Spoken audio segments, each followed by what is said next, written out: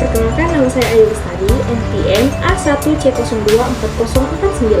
Di sini saya akan menjelaskan atau memaparkan sedikit materi singkat atau video pembelajaran tentang.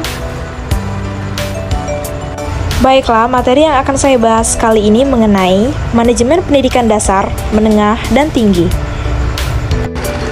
Baiklah, berikut pemaparan materi mengenai manajemen pendidikan dasar, menengah, dan tinggi. Yang pertama, definisi manajemen pendidikan. Manajemen pendidikan adalah proses sistematis yang mengatur semua aspek pendidikan untuk mencapai tujuan pembelajaran yang telah ditetapkan. Proses ini mencakup perencanaan atau merumuskan visi dan misi, pengorganisasian atau menentukan struktur dan pembagian tugas, pelaksanaan atau implementasi program, dan pengawasan atau evaluasi hasil dan proses. Manajemen pendidikan bertujuan untuk menciptakan lingkungan yang efektif bagi pengajaran dan pembelajaran dengan fokus pada pencapaian hasil yang optimal bagi siswa. Selanjutnya, pentingnya manajemen. Manajemen yang efektif dalam pendidikan sangat penting karena yang pertama, penggunaan sumber daya yang optimal. Dengan manajemen yang baik, sumber daya manusia, keuangan, dan fisik dapat digunakan secara efisien. Yang kedua, kualitas pendidikan. Manajemen membantu dalam pengembangan kurikulum dan metode pengajaran yang relevan, serta memantau kinerja siswa dan guru. Yang ketiga, aksesibilitas. Manajemen yang baik juga memastikan bahwa pendidikan dapat diakses oleh semua kalangan masyarakat sehingga menciptakan keadilan pendidikan. Dan yang keempat, kesiapan untuk masa depan. Dengan pengelolaan yang baik, siswa akan dipersiapkan dengan keterampilan yang relevan untuk menghadapi tantangan global di masa depan. Selanjutnya, materi tentang manajemen pendidikan dasar. Yang pertama, struktur organisasi. Di tingkat pendidikan dasar, struktur organisasi mencakup yang pertama, kepala sekolah. Kepala sekolah sebagai pemimpin dan pengelola utama. Kepala sekolah bertanggung jawab untuk mengatur seluruh kegiatan sekolah, termasuk pengembangan kurikulum, manajemen staf, dan hubungan dengan orang tua. Yang kedua, guru kelas dan mata pelajaran. Guru bertugas menyampaikan materi, pelajaran, dan mendampingi perkembangan siswa. Mereka juga berkolaborasi dalam perencanaan dan pelaksanaan program pembelajaran. Dan yang ketiga, itu staf administrasi. Staf ini membantu dalam pengelolaan operasional sekolah, seperti administrasi keuangan, pengelolaan data siswa, dan koordinasi kegiatan sekolah.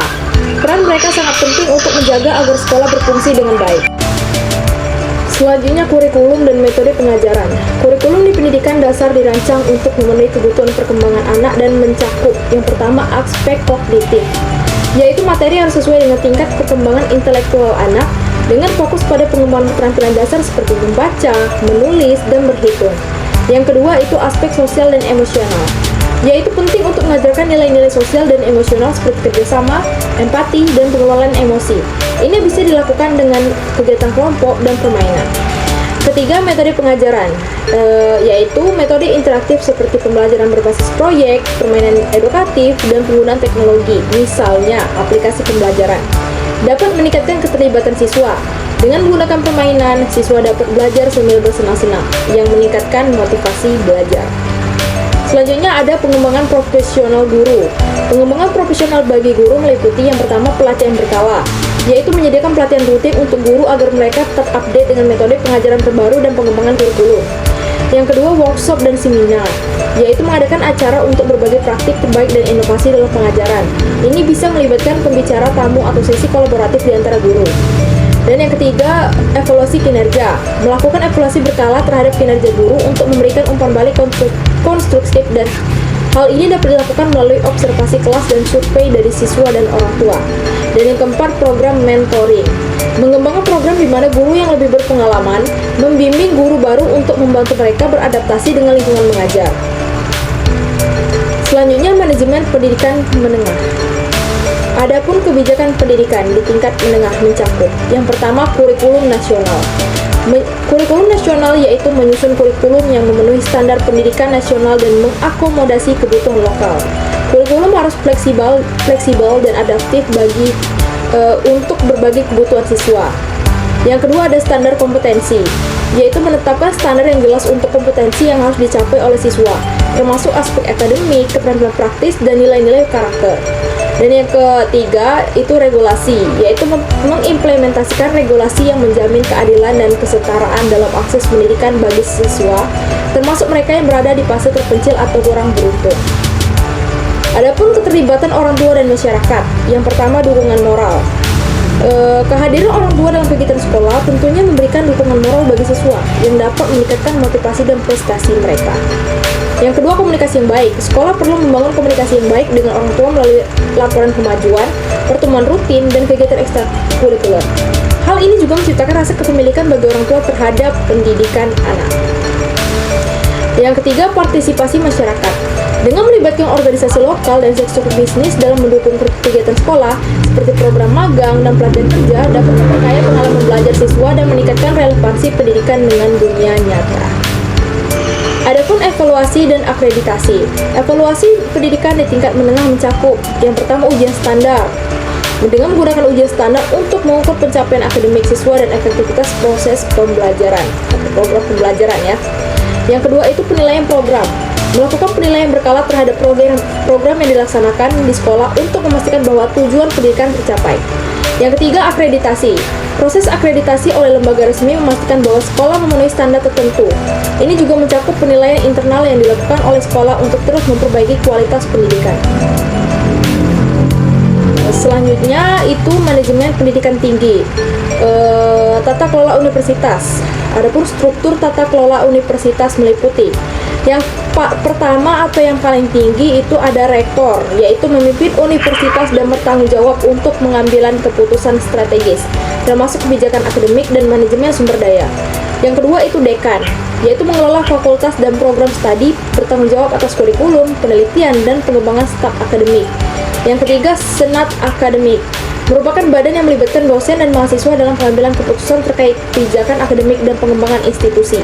Dan yang keempat itu unit administrasi, yaitu mengelola fungsi-fungsi administratif termasuk pendaftaran, keuangan, dan pengembangan program. Transparansi dalam pengambilan keputusan sangat penting untuk membangun kepercayaan di kalangan mahasiswa dan staf. Adapun riset dan inovasi. Riset di pendidikan tinggi memiliki peran krusial dalam pengembangan. Yang pertama, pengembangan ilmu pengetahuan. Universitas harus mendorong penelitian yang inovatif yang dapat menghasilkan pengetahuan baru dan solusi untuk masalah masyarakat. Yang kedua, pendanaan riset. Mengalokasikan dana untuk penelitian dan memberikan intensif bagi dosen dan mahasiswa untuk terlibat dalam proyek-proyek penelitian. Yang ketiga itu kolaborasi, yaitu menggalak kerjasama dengan industri dan lembaga penelitian lain untuk meningkatkan kualitas riset dan menciptakan dampak yang lebih luas. Misalnya, proyek kolaboratif dapat menghasilkan teknologi baru yang bermanfaat bagi masyarakat. Selanjutnya, adapun kerjasama internasional mencakup yang pertama pertukaran pelajar, itu sering terjadi ya. Menawarkan program pertukaran pelajar dengan universitas luar negeri untuk meningkatkan pengalaman belajar dan perspektif lokal, yaitu global.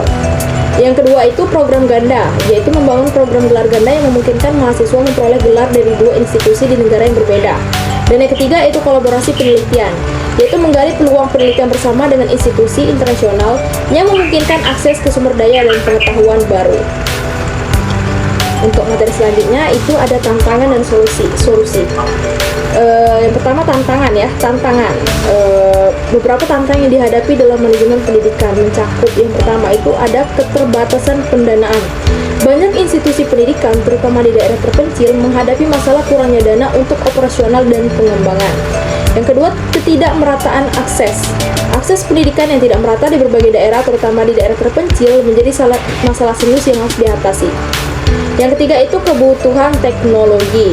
Perkembangan teknologi yang cepat memerlukan adaptasi kurikulum dan pelatihan guru agar siswa dapat menguasai keterampilan yang relevan. Adapun pendekatan inovatif. Yang pertama, pembelajaran online, yaitu menggunakan platform pembelajaran daring untuk menjangkau siswa daerah yang sulit diakses serta memberikan fleksibilitas dalam metode belajar.